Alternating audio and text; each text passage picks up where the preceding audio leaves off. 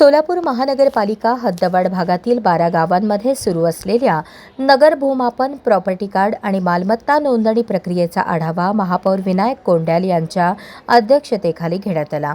बुधवारी महापौर कक्षात झालेल्या बैठकीत सभागृह नेते नरेंद्र काळे, आयुक्त डॉ. सचिन ओंबासे, अतिरिक्त आयुक्त संदीप कारंजे, नगरसेवक तसेच नगर भूमापन, नगर रचना व मुद्रांक विभागाचे अधिकारी उपस्थित होते।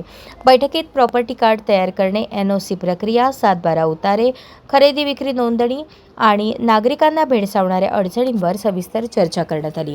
नागरिकांना मालमत्तेची अधिकृत कागदपत्रे वेळेत उपलब्ध व्हावीत यासाठी प्रशासनाने कामकाज अधिक गतीने पूर्ण करण्याच्या सूचना महापौरांनी दिल्या। पुढील 1 वर्षात सर्व 12 गावातील प्रॉपर्टी कार्ड तयार करून नागरिकांना देण्याचे नियोजन असल्याची माहिती प्रशासनाकडून देण्यात आली। दरम्यान या प्रक्रियेची सविस्तर माहिती लोकप्रतिनिधींना मिळावी यासाठी 21 मे 2026 रोजी सकाळी 11 वाजता महानगरपालिकेच्या काउन्सिल हॉलमध्ये विशेष सादरीकरण आयोजित करण्यात आले आहे।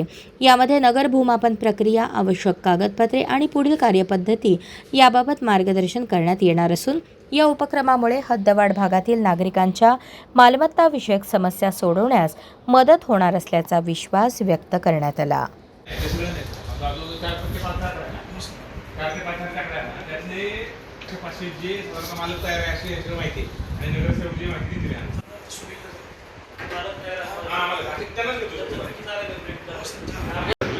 त्यानंतर साधारणतः आपल्याला सोमवारी आता जे काम करणार आहे म्हणजे 5 कोटी रुपये दिले होते तर एजन्सी ओळख करून प्रिंटिंग करा